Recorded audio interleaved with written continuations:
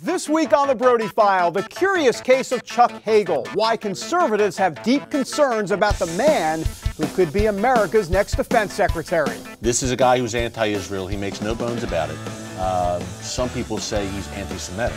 Also, Jennifer Wishon's big interview with President Obama's main man of faith, Joshua Dubois. Can you give us any insights about how you have seen the president's faith grow or change? Sure. You know, this is a president who takes his Christian walk very seriously. It's not something he wears on his sleeve, but his walk with Christ is something that has led him every single day. Plus, the Republican Party at a crossroads inside the ideological struggle. The Tea Party has totally changed the Republican Party, in many ways good, in many ways bad. And you think Chris Christie is on the heavy side? Wait until you see the Brody File version of Rick Santorum and Marco Rubio. And speaking of Marco Rubio, the water jokes are flying.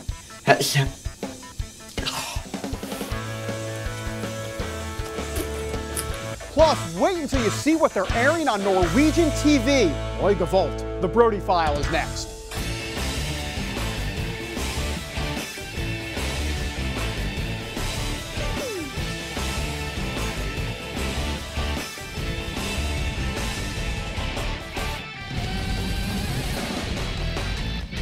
And welcome everybody to the Brody File. All right, we begin this week with the most criticized man in Washington. Here's a hint. His name rhymes with bagel. That's right, Chuck Hagel, President Obama's nominee for Secretary of Defense. A lot of folks don't think he's kosher. The former Vietnam vet is behind enemy lines on Capitol Hill. Republicans are holding up his nomination for now, at least. The majority of GOP senators say that, besides the fact that Hagel's performance was disastrous and that many believe he harbors anti-Israel views, there are also just too many unanswered questions about his views and possible financial ties to radical groups. Still, while most Republicans are against him, two main Hagel critics think the defense secretary nominee will eventually get a vote.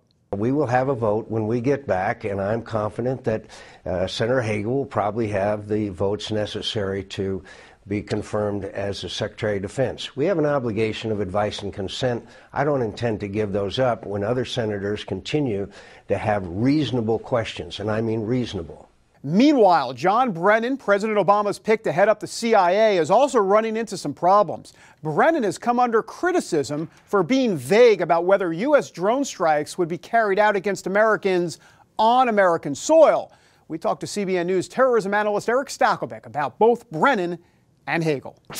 And Eric, coming out of the bunker onto the Brody File, said, Eric, it's going to be out in the light here. That's right. You don't see the light often. No. John Brennan, Chuck Hagel. What would this, quote, dynamic duo be like as part of this Obama administration? David, I think they're more of a dastardly duo for America's national security. I think, number one, Chuck Hagel is a guy, okay, you and I, David, on the show have discussed, this is a guy who's anti-Israel. He makes no bones about it. Some people say he's anti-Semitic. So he's a guy who has, there's some thought that he's spoken to pro-Hamas groups. He won't release all of his records in terms of who has paid him for speeches, etc., over the past few years. He's also a guy who's going to weaken America's national security. He's on board with President Obama's plan to slash military spending, slash the size of our military. And that's a dangerous thing in a time when Iran, North Korea are playing the nuclear game. Yeah, and Brennan, these drones. John Brennan with the drones. I think, number one, John Brennan is a very politically correct guy when it comes to radical Islam. He refers to Jerusalem as Al-Quds, the Palestinian term, and not Jerusalem. But in terms of the drones, you make a great point. He won't give a straight answer. He's been grilled in these Senate hearings. Will you use drones against American citizens on American soil? Look, it's one thing to hit Anwar al-Awlaki, the al-Qaeda American cleric that we took out with a drone strike in Yemen last year. One thing to target him overseas, but are you going to have drones flying above Detroit? That's the question that he can't seem to answer, and that's troubling to a lot of people. Thanks, Eric. Appreciate it. Thanks, David. Always a pleasure. All right. Thank you. Thanks. All right, time now to move on to the fight between the Tea Party and the GOP establishment. We like to call this chuckleheads versus the knuckleheads. As you probably know by now, Karl Rove is under fire from Tea Party groups because he started this political action committee called the Conservative Victory Project. Its purpose is to find Republican candidates during the primary process that are electable. Well, the Tea Party thinks that's a swipe at some of their more conservative candidates.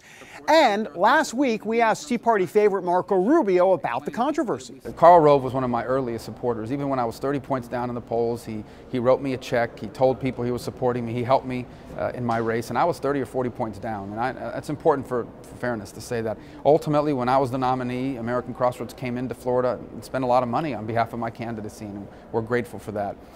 By the same token, I mean, I would not have been elected without Tea Party support. I would not have been elected. I wouldn't have had a chance to even win the primary without all these folks out there that were rallied to the cause of defending our Constitution and limiting government and supporting our traditional values. And I'm forever grateful for that as well. They both have a place in American politics. I think the concern that people have is that somehow people in Washington or out in the Beltway are going to decide that someone can't get elected. That's the argument they used against me, and I don't believe that's Karl Rove's intention. But I think the concern that people have is that people from the Washington or what have you are going to come in and decide so-and-so is unelectable, somebody else is more electable, we need to go with them. And I think that's a valid concern. Marco Rubio clearly sees the points on both sides of this debate. Well, for more perspective, we also talked with Stephen Law, the CEO and president of Karl Rove's American Crossroads Group, and the man who's going to run the Conservative Victory Project. Our perspective is we've got candidate quality selection issues across the board. We have establishment candidates who didn't perform well, and we had very conservative and Tea Party candidates who didn't perform well. We let races slip out of our hands, and we really let the Senate majority slip away from us over these last two cycles. That's something that all of us ought to agree is something we should never allow to happen. We've got to win elections. We've got to win general elections, or we will have no ability to try to stop President Obama's agenda, which I think we all agree is the thing that is most disconcerting to us. On the flip side of Stephen Law would be radio talk show host Mark Levin. He ripped into Karl Rove during a recent radio broadcast where he was joined by guest Donald Trump. And I just think he's one of the most overrated people in politics. Well, we know, as you point out, in the last election, I think he won 1.3% of the elections he was involved in. I would say to the wealthy donors out there, why do you keep donating to him? Why don't you donate to all these groups that are actually grassroots, that actually are effective, that are actually out there fighting? Don't you agree with that? Well, he's got a forum on Fox, and I'm a big Roger Ailes fan, and I'm a big Fox fan, but they do give him a forum. And I guess maybe without that he would have nothing going, because he really made a fool out of himself in this last election. If the Republicans are going to win, they're going to have to break away from the Karl Roves of the world. So what is the future of the Republican Party? For insight on that, we checked in this week with A.B. Stoddard, columnist for the Hill newspaper and a regular analyst on Fox News. She has her pulse on the movement. The Republican Party has been divided now for some time because it has been leaderless for so long since George W. Bush. And in these years without a leader, it was cleansed by a leaderless movement. The Tea Party has totally changed the Republican Party, in many ways good, in many ways bad, but it has no leader. And so it's a force within the party demanding purity on its core principles of smaller government, fiscal sanity, lower taxes, less spending, but at the same time, it's led to electoral losses that are significant, that have damaged the party's prospects on a national level, hindered it from winning the White House, and really brought it to its current day situation where you have two wings battling each other for legislative supremacy, fundraising supremacy, everything in terms of influencing which candidates get in which races, who retires, how the system is going to be set up for 14 and 16. And it's a profoundly divided party right now, still without a leader and still searching for a way forward. A.B. Stoddard on the Brody File. All right, now let's turn to the 2016 presidential race. And how do we do that exactly? Well, we have a nice animation and some music that'll do the trick. Well, we begin with The Godfather. You know, Marlon Brando is thinking about running for president. No, wait, I'm sorry, he's dead. My bad. But we are talking about the godfather of Chicago politics, Rahm Emanuel, President Obama's former chief of staff and current mayor of Chicago, actually may be thinking about running. That's right, that's according to a couple of well-connected Democrats. We'll see about that, the Brody file not buying it for now. But here's what we know for sure. Chris Christie is a large man. The governor of New Jersey is a pretty good bet to run for president in 2016, but his largeness may be an issue, despite kidding around about it recently with David Letterman. I've made jokes about you, not just one or two, not just ongoing here and there, intermittent, but...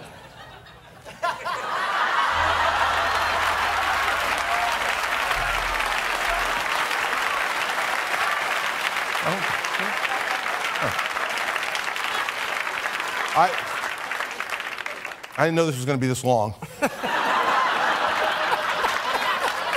Oh, my goodness. Look, if Chris Christie is going to run for president, he's going to have to ditch the Oreos and the supersized meals, all right? However, if he just can't lose the weight, maybe, just maybe, he can hope that some of the other potential presidential candidates will actually gain weight so he doesn't look as heavy. I mean, imagine this. Imagine if Marco Rubio looked like that. Good news for Chris Christie. Or how about if Rick Santorum put on, I don't know, about 75 to 100 pounds? Chris Christie would just like fit right in. And by the way, as for the Brody file, if we ever got that fat right there, we would change the name of our show from the Brody file to the Brody Files. All right, when we come back, Jennifer Wishon going one-on-one with the outgoing White House faith-based director. Jenny, here with that next. Today we're on a field trip to discover what inflation is doing to our paper money. In this hand is a $20 bill, and in this hand is a $20 US gold coin. They used to have the same buying power, but how much can they buy today? In this first basket is what my $20 bill buys: milk, bread, peanut butter, and jelly. And here's what one $20 gold coin will buy: 6 baskets full, worth nearly $2,000, almost 100 times more food, simply by owning gold dollars instead of paper dollars. History shows that the gold coins have been the best way to beat the rising cost of living. So class, the moral is that unless you want to live on peanut butter and jelly sandwiches in the future, you should turn some paper dollars into gold coins now. How and why is explained in a new book, The Great Debasement. Call the number below for a totally free copy. And that's the simple truth. Help! If an emergency happened right now, you can have help at the push of a button with Medical Alert. Remember when I took that fall, Mary? Oh, yes, that was terrible. Yes, it was. Help! And I thought, what if you hadn't been there? I ordered my Medical Alert the next day. I can't describe how safe I feel now with my Medical Alert. You didn't know I was wearing it, did you? Medical Alert is easy to install, waterproof, and covers you inside your home and out. It helps me feel safe from fires, break-ins. And of course, a Medical Alert. And if you don't have a home phone, don't worry. They have that covered. There's always help at the push of a button. Don't wait till you need it. Get Medical Alert for less than $1 a day. There are no long-term contracts. Order now and get your second button free. Call for your free brochure. For your free Medical Alert system with second button free, call 800-575-8507. And welcome back to the Brody File, everybody. All right, time now for a little faith and politics White House style. The Brody File says goodbye this week to Joshua Dubois. He is leaving his position as head of the White House faith-based office. You know, he's been with the president since his 2008 campaign, actually even before that, as when Obama was state senator. So what is behind the move? You go, girl! Jenny in the B-Block checks in this week with the nitty-gritty on the reasons behind the departure of Joshua Dubois. Jenny joins us now from the White House. Hey, look, we both know Joshua. He's a good man. Yeah, he really is. He's a great guy. And you know, David, very few pastors in America can say they have the ear of the President of the United States. Joshua Dubois does. He's a Pentecostal preacher who's been advising the president on matters of faith for years. He's been serving as his pastor-in-chief for the past 4. I talked to Joshua about his work here at the White House and President Obama's Christian faith.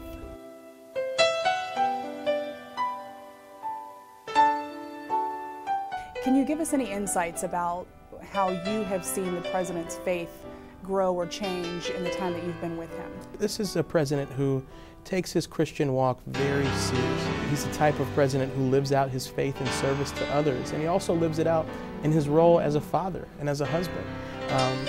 In this Lenten season, I'm kind of reminded of Jesus' admonishment to us to not be the type of believers that pray aloud in the city square or, do our fasting for everyone to see. And that kind of reminds me of the way that President Obama considers his faith. It's not something he wears on his sleeve, but his walk with Christ is something that has led him every single day. He fondly remembers the day President Obama asked to visit the Reverend Billy Graham at his home in North Carolina. So I flew down and took the presidential motorcade up a mountain that is not built to handle a presidential motorcade. And then we just had the most amazing hour with this powerful yet gentle man in Billy Graham. And I'll never forget it. I'll never forget the truths and the words that Reverend Graham spoke into the president, into this country. And then one of my favorite parts of it was Mr. Graham, towards the end of the meeting, as he often does, started praying for President Obama. When he wrapped up, we kind of weren't sure what to do next, and President Obama started praying for Reverend Graham, which was just an amazing moment to have the President of the United States, in a spirit of humility, just say, I want to offer a prayer for this man who's prayed for so many. You send him daily devotionals. I do. No pressure there, right? When you're sitting down in the morning to send the president a devotional, what goes into that? Well, fortunately, the Word of God never goes out and returns void, and so there's just a tremendous power in Scripture to inspire every morning, and so I will pick a verse or two, and then sometimes add an interpretation of that verse, sometimes a quote or a passage. Dubois may no longer be here at the White House, but he will continue sending President Obama daily devotionals. And David, he's actually compiling them, putting them into a book that will be available to the public this fall. Very interesting. It's a book I want to read, actually. Yeah. Hey, let me ask you real quick about Joshua's future plans. What'd you find out? He's starting a new group called Values Partnership, and his goal is to help public and private organizations partner with the faith community to tackle some really big issues. One of the first ones he wants to work on is reducing recidivism rates among prisoners. Very interesting. Good cause. All right, Jenny, well, stay warm or get out of the rain. Have Jay Carney hand you an umbrella. I don't know, something over there. Yeah, I'm going to go do that. Yeah, Jay will give you the umbrella right away, I'm sure. All right, when we come back, new Brody File contributor Caitlin Burke takes to the streets to play the fun political version of the game. Would you rather? We're back in a moment. Attention sleep apnea patients. Are you tired of the expense and hassle of getting your CPAP and BiPAP supplies? Are you fed up with dealing with ill-fitting, leaking, or worn-out masks and straps? Are you worried about the effects that unsanitary tubes, cushions, and filters have on your health? If you said yes to any of these questions, Allied Medical Supply Network has the solution to your problems. You could qualify to have your supplies regularly delivered right to your door at little or no cost to you. That's right, no more inconvenience, no worn-out masks and straps, no more unsanitary equipment, just restful sleep. Call Allied Medical Supply Network today to determine if you may qualify to receive your fresh, brand-name supplies at little or no cost. Don't delay. Call us now to see if you are eligible to save money on regular delivery of your CPAP and BiPAP supplies. Call 1-800-815-9947. That's 1-800-815-9947. Or go to cpapsupplyhelpline.com. Announcing an important breakthrough in healthcare that can benefit everyone. If you or anyone you love needs affordable health insurance, regardless of a pre-existing medical condition, call Quick Insurance 123 today and get the immediate relief you deserve. Quick Insurance 123 was created to provide affordable health insurance to all uninsured Americans, with or without pre-existing conditions. This is not a discount card. This is a real insurance program that lets you choose from many affordable health plans, with access to doctors, hospitals, emergency services, and more. So call the number on your screen now and get the health coverage you need just for calling. As a special bonus, we'll send you a free prescription savings card that could save you up to 85% on your prescriptions. That's right, you could save up to 85% on your prescriptions just for calling. Call Quick Insurance 123 to find out how you can get affordable health insurance and receive your free prescription savings card just for calling. Don't wait. Getting a free quote is as easy as 1, 2, 3. Call today. And welcome back to the Brody File, everybody. We know that stories about traditional marriage or abortion are of interest to evangelicals. We get that. So Because we have a few of those stories to tell you about right now, it is time to crank up our evangelical app. We begin at the Pentagon, where they have announced that they will now begin extending some military benefits to same-sex partners. So now, same-sex partners are going to get military identity cards, hospital visitation rights, access to youth and education programs, and money if their military spouse dies.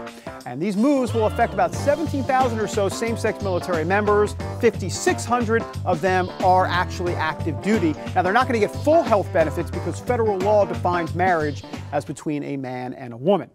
On the abortion front, a break for Planned Parenthood. A federal judge has overturned a law that was trying to block funding for Planned Parenthood clinics throughout the state of Arizona.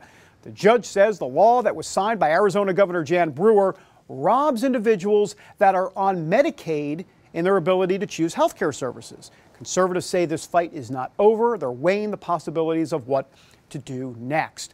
Here in Washington, a bunch of Republican senators have introduced the Child Interstate Abortion Notification Act. Ugh, mouthful there.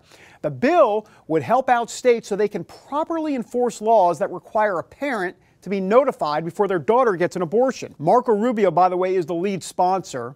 And how's that for a transition? Because Marco Rubio is the subject, what do you know, of our next story. You probably can guess what we're going to talk about, right? That's right. Watergate. I'm not a crook. Sorry, not that Watergate with Richard Nixon. We're talking about the infamous, cringeworthy, sipping water incident with Marco Rubio when he was giving the GOP rebuttal to President Obama's State of the Union speech. Nothing has frustrated me more than false choices like the one the president laid out tonight. The choice isn't just between big government or big business. Folks, that's embarrassing. I'm sorry. I don't care if you're a Republican, a Democrat, an independent, or a former Whig Party member. That is just downright embarrassing. As you might imagine, some folks have taken to YouTube and done their best Marco Rubio impersonation. Have a look. For much human history, most people were trapped in signet societies, where a tiny minority always stayed on top and no one else had the sense.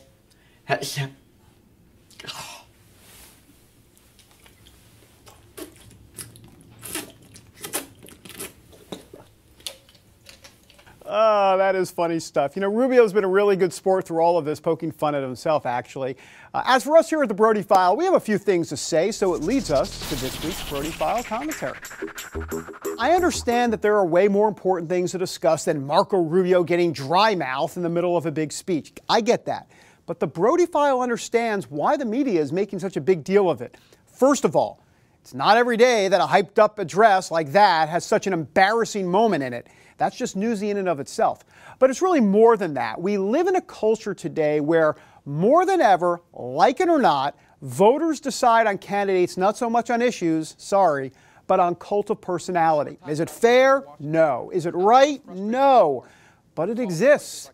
And it exists because Americans care about those things. The media is just feeding the superficiality of our present-day culture.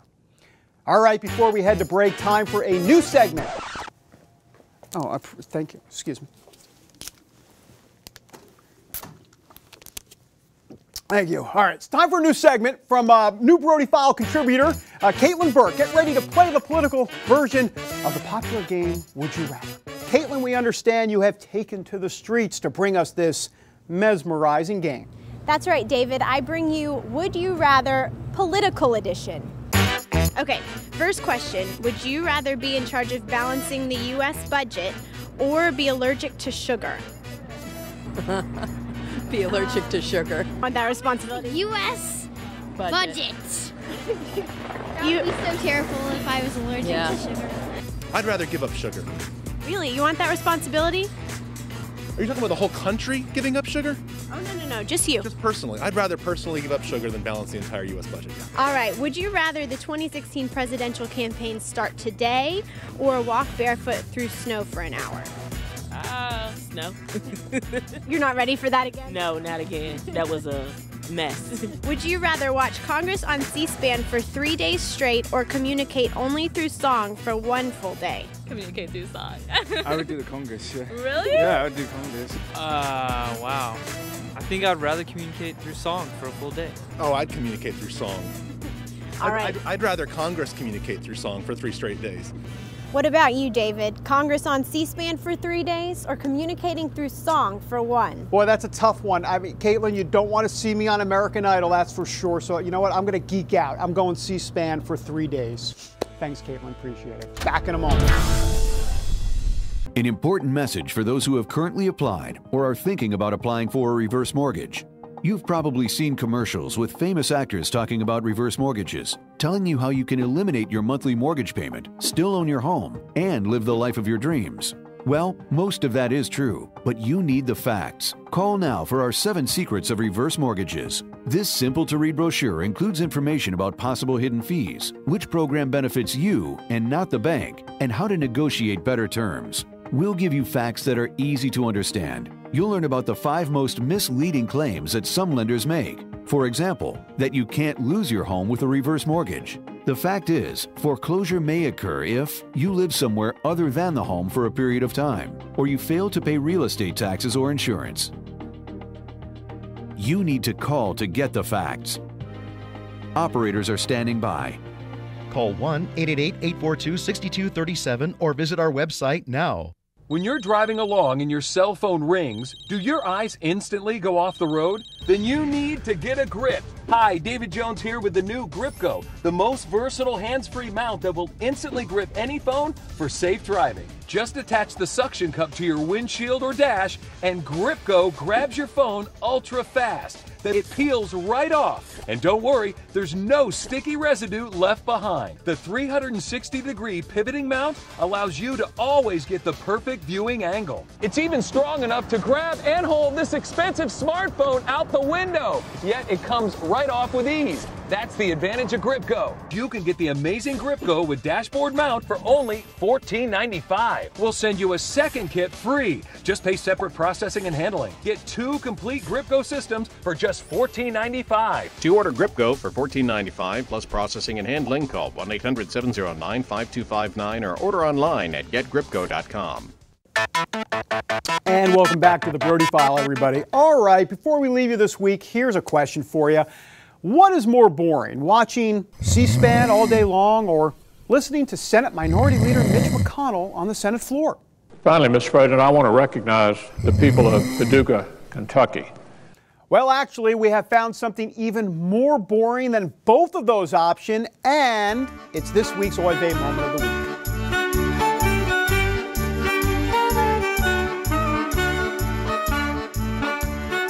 Folks, you're looking at primetime television in Norway. That's right, Norwegian public television broadcast a burning fireplace for 12 straight hours. In prime time, they had firewood specialists on the air to provide color commentary and expert advice on subjects like burning, slicing, and stacking the wood.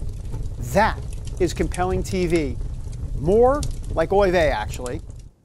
How lovely. I guess the Norwegian fire on TV is better and safer than this guy. Alright, check it out.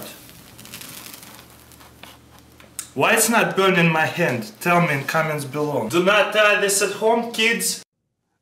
Folks, that's crazy. Burning your hand? What's going on? Slow weekend. All right, some crazy people out there. That does it for this week, everybody. Until next week, God bless. Don't do that, and have a great week.